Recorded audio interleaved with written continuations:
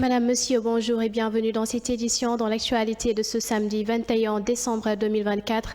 Ousmane Sonko renforce les liens entre le Sénégal et la Gambie.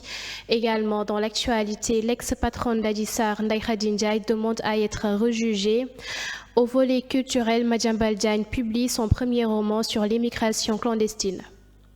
C'est tout pour les titres et tout de suite le développement.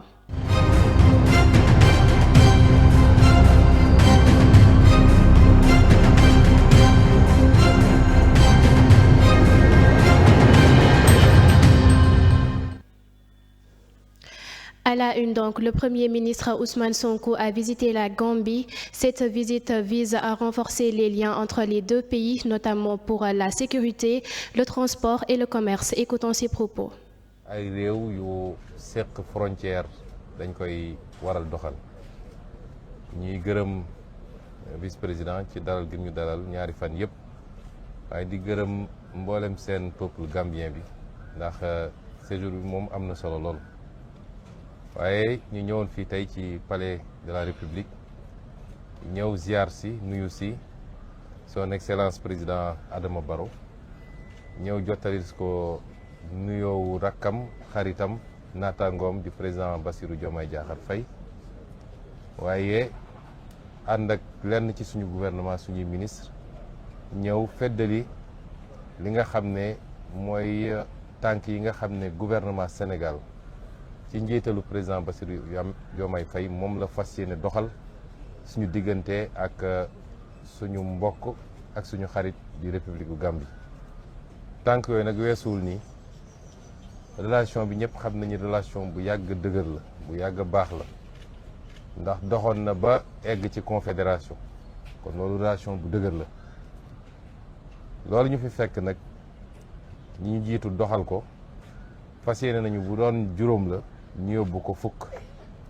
wala ñu yóbbu ko ñaar fukk loolu mooy suñu yéene ci relation bi moo tax bi ñu toogeeg léegi gaw ma ni toog nañu weer te diggante ñaari réew mi amul ay actes yu ñu posé moo xam ay kuréel yu daje moo xam ay kilifa yu daje pour rek gën a waxtaan ak di signé ay accords yoo xam ne ci bépp fànn day gën a yombal diggante bi da koy gën a dooleel te loolu mooy yéene président Bassirou Diomaye Faye loolu mooy ndigal gi mu jox gouvernement bi ma jiite waaye loolu la ñu président Adama Barrow feddalil fi mu toll ni moom it ndax fu ñu wax ni fii mooy suñu limite rek moom yokk na ko am na lu mu ci yokk ci diggante bi kon dañuy sant yàlla bi ñu mayee njiit yu mel noonu sant yàlla bi ñu mayee ay askan yu mel noonu mooy ñu fàttaliku ci jamono ju nekk ni ñaari réew yi benn la kon jàmm rek moo ci mun a dox rafetal moo ci mun a dox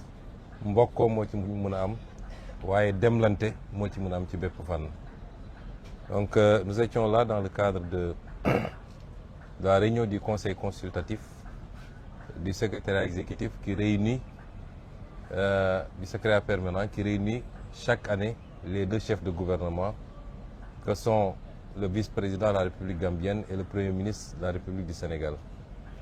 Et cette réunion annuelle nous permet de plancher sur les différentes problématiques qui traversent les relations entre la Gambie et le Sénégal, à tout point de vue, les questions transfrontalières, les questions liées à la sécurité, au transport, au commerce, à l'économie de manière générale, à la gestion des ressources humaines, des ressources naturelles. Et c'est toutes ces problématiques-là. Les travaux ont eu lieu et continuent à se faire. Et je crois que nous aurons les conclusions dans quelques minutes. Mais ces travaux tendent simplement à rapprocher davantage et à raffermir les relations à tout point de vue et à lever toutes les barrières qui peuvent se dresser, soit du fait des textes ou du fait des pratiques, pour la libre circulation des biens et des personnes entre les deux pays. Et c'est dans ce cadre-là que nous sommes là depuis 2 jours et nous étions aujourd'hui venus rendre visite à son Excellence le Président Adama Barrow pour lui transmettre les salutations et un message de son frère, son ami et son homologue, le Président Bassirou Diomaye Diakhar Faye, mais également pour lui rendre compte de l'avancement des travaux et avoir son onction et surtout son accompagnement pour que nous puissions aboutir aux meilleurs résultats. Et je remercie donc fortement le président Barrow pour son accueil chaleureux, fraternel. Je le remercie également pour son ouverture et son sens du dépassement pour nous permettre à chaque fois de gravir des paliers supplémentaires pour rapidement aboutir à ce qu'avaient souhaité à un moment donné d'ailleurs nos devanciers, non pas forcément sous forme de confédération, mais que toutes les barrières et toutes les limites que nous nous imposons nous-mêmes dans le cadre de cette relation soient levées, de sorte que ce que tout le monde dit et a toujours dit, que le Sénégal et la Gambie sont un seul et même pays, que cela soit matérialisé concrètement dans les faits, dans les textes qui nous régissent, dans les différents accords, dans les traités. Et je pense que nous sommes dans la bonne voie avec la disponibilité de M. le vice-président, de tout le gouvernement gambien, mais surtout avec l'ouverture des deux chefs d'exécutif, les deux présidents de la République. Je vous remercie. Justice à présent, l'ex-patronne d'Adji Sarr, Ndeye Khady Ndiaye, condamnée à 2 ans de prison pour incitation à la débauche, a demandé un nouveau jugement. Elle a saisi le procureur général de la Cour d'appel de Dakar. Au volet culturel, Madiambal Diagne a publié son premier roman intitulé « Le dîner à la Maison-Blanche attendra ». Il raconte l'histoire de Kétiel, une migrante sénégalaise voyageant vers les États-Unis. Le livre aborde la migration clandestine et les difficultés sociales au Sénégal. Préfacé par Ibou Fall, il est publié par les éditions du Quotidien. Un roman signé Madiambal Diagne.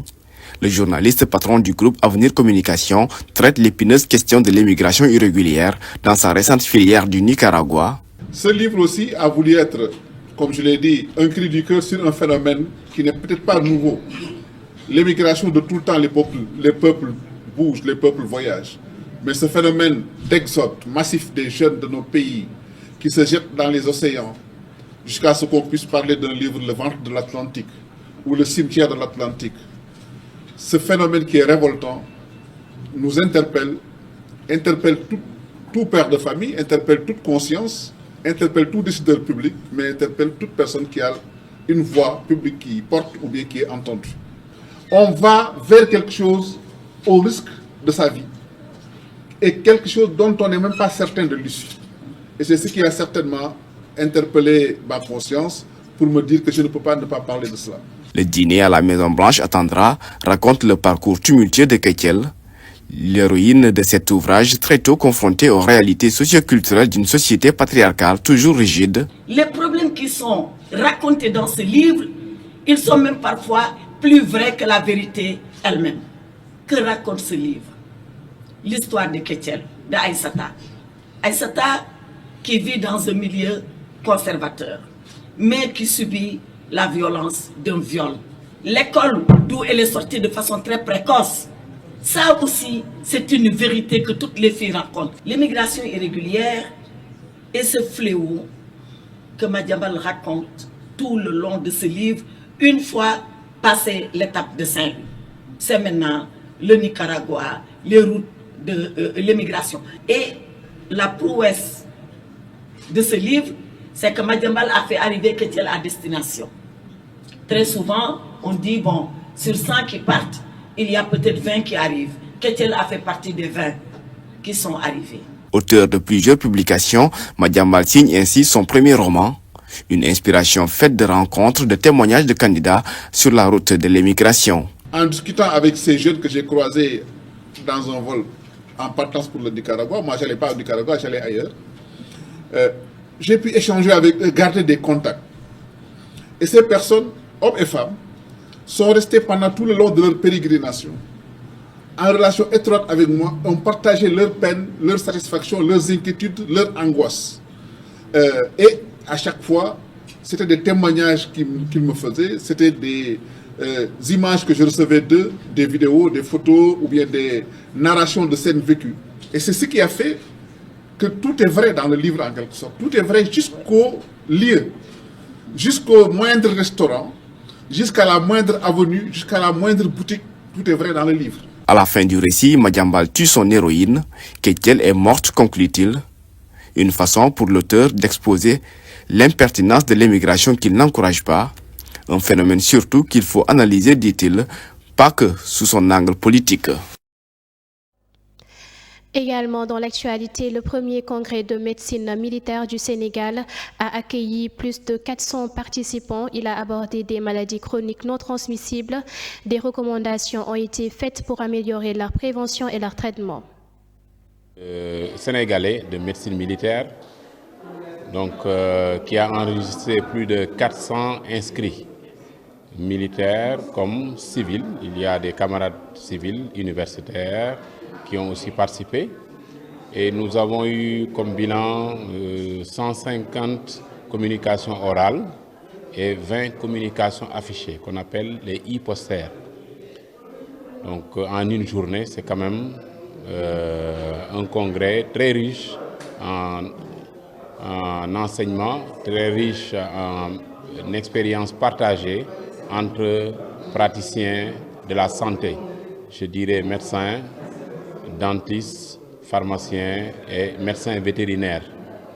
Donc dans une matinée, communiquer, faire 150 communications, ce n'est pas du tout aisé. Donc nous avons commencé assez tôt et permettre à tous les camarades qui travaillent dans les hôpitaux, qui travaillent dans les centres de santé, dans ce qu'on appelle les CMG, les CEMIA, les centres médicaux interarmes, les 3 hôpitaux militaires et les camarades civils de l'université de Thiès, de l'université Cheikh Anta Diop de Dakar, de l'université Gaston Berger, de pouvoir partager leur expérience à travers un thème qui a été choisi.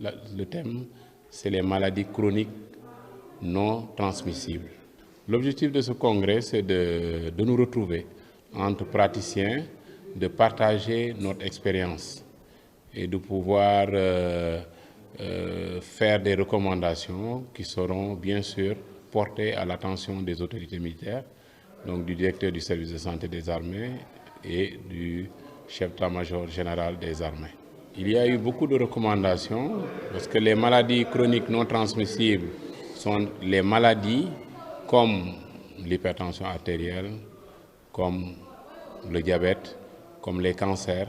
Donc vous voyez qu'il y a eu des communications dans plusieurs disciplines. Et toutes ces disciplines regroupées ont émis des recommandations. Les recommandations, je peux citer quelques exemples. Par rapport à la prise en charge des cancers, des recommandations ont été effectuées par les oncologues, les ORL et les différents spécialistes de la cancérologie. Et par rapport à d'autres maladies comme le diabète, nous avons insisté sur la prévention. Nous avons insisté aussi sur certains éléments qui sont purement militaires, comme la visite médicale des recrues ou bien dans les écoles, en faisant certaines recommandations qui seront soumises aux autorités et qui permettront d'avoir des militaires en bonne santé et éviter ces maladies chroniques qui sont quand même d'actualité actuellement. Alors, nous avons aussi eu une table ronde sur les données médicales globalement, c'est-à-dire la collecte, la sécurisation, l'utilisation aussi de ces données. L'actualité internationale, le Mali, le Niger et le Burkina Faso quittent la CEDEAO en janvier. Ils dénoncent les sanctions de l'organisation. Les experts estiment que ces mesures ont aggravé les tensions, mais ces pays restent importants pour la stabilité de l'Afrique de l'Ouest. L'actualité sportive à présent qui va clore cette édition. Basketball Africa League organise sa combine à Rabat du 10 au 12 janvier 2025. Un camp féminin U23 aura lieu le 10 janvier. La saison 5 commence le 5 avril 2025 à Rabat. 48 matchs seront joués à Rabat, Dakar, Kigali et Pretoria. La finale se tiendra le 14 juin 2025 à Pretoria. Et on se quitte donc sur cette note de sport. C'est la fin de cette édition. Merci de l'avoir suivi et excellente suite des programmes sur Télé Sénégal TV.